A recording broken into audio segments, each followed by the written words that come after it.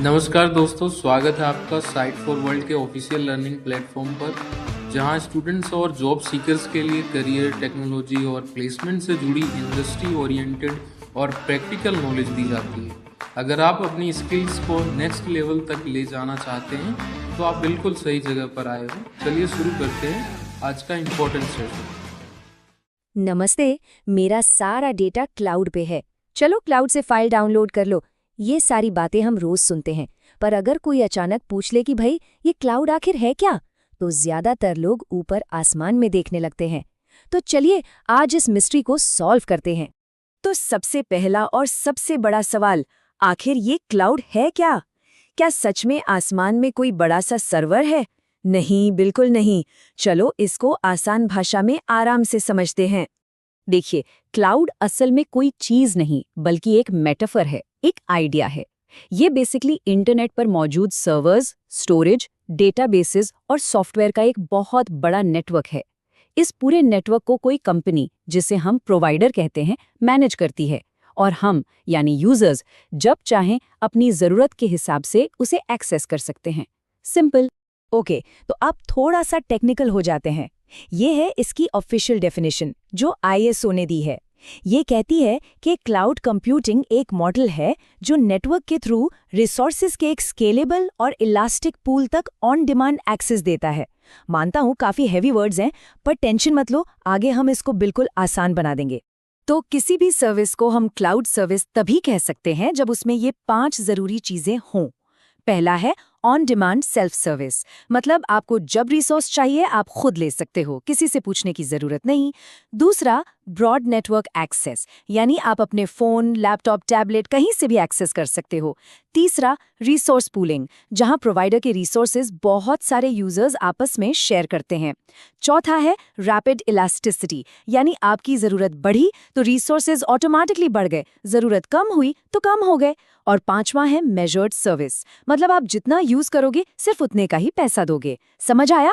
ठीक है, अब हमें ये तो पता चल गया कि क्लाउड क्या है, पर अगला सवाल ये है कि ये काम कैसे करता है। एक बात समझनी जरूरी है कि यहाँ वन साइज फिट्स ऑल जैसा कुछ नहीं होता। क्लाउड अलग अलग मॉडल्स में आता है। जनरली 3 मेन सर्विस मॉडल्स हैं, और इसको समझने का सबसे बेस्ट तरीका है पता है क्या? एक पिज्जा।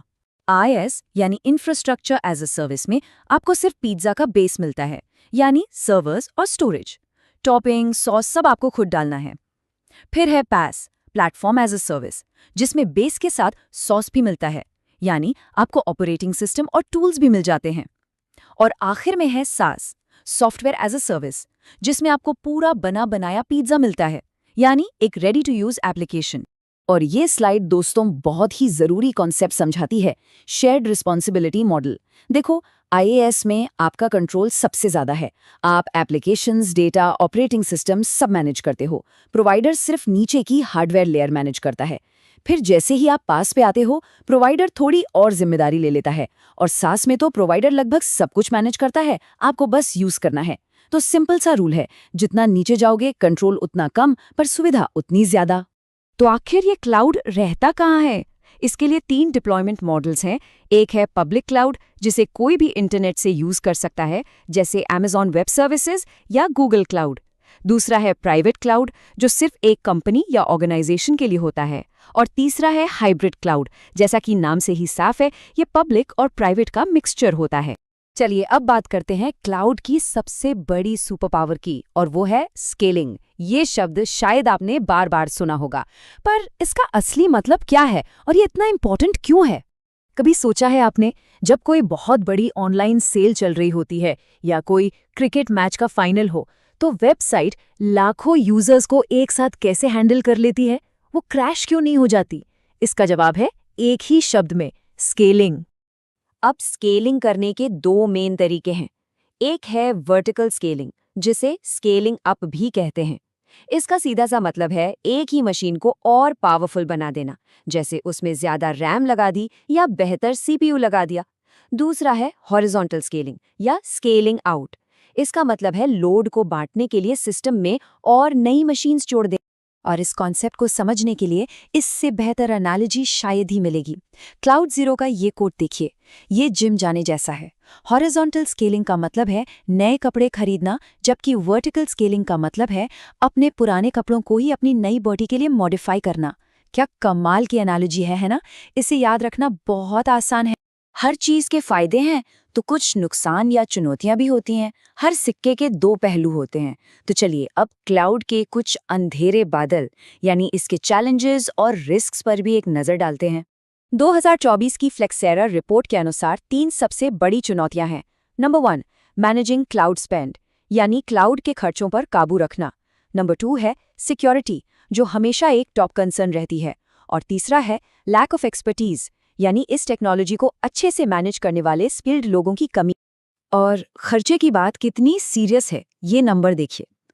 अनस्टैट 69%। 2023 में 69% आईटी लीडर्स ने ये माना कि उनका क्लाउड का खर्चा उनके बजट से कहीं ज्यादा हो गया। ये एक बहुत बड़ा और सीरियस आंकड़ा है। इनके अलावा कुछ और भी रिस्क हैं जिन पर ध्यान देना जरूरी है, जैसे कि डेटा लॉस या डेटा का लीक हो जाना। फिर आता है वेंडर लॉक इन, मतलब आप एक ही प्रोवाइडर पर इतना डिपेंड हो जाते हो कि उसे छोड़कर जाना बहुत मुश्किल हो जाता है। कंप्लायंस है, यानी रूल्स और रेगुलेशंस को फॉलो करना। और इनसिक्योर एपीआईज भी एक बड़ा रिस्क है। लेकिन इन सारे चैलेंजेस के बावजूद क्लाउड कितना जरूरी हो चुका है, ये नंबर उसकी पूरी कहानी बताता है। 2025 तक पूरी दुनिया में क्लाउड सर्विसेज पर अनुमानित खर्चा $1.3 ट्रिलियन तक पहुंच जाएगा। सोच सकते हैं आप, ये इस इंडस्ट्री के विशाल आकार को दिखाता है। तो आखिर में क्लाउड सिर्फ एक टेक्नोलॉजी नहीं है, ये अब हमारी डिजिटल जिंदगी का फाउंडेशन बन चुका है। लेकिन ये अपने पीछे एक बहुत बड़ा सवाल छोड़ जाता है।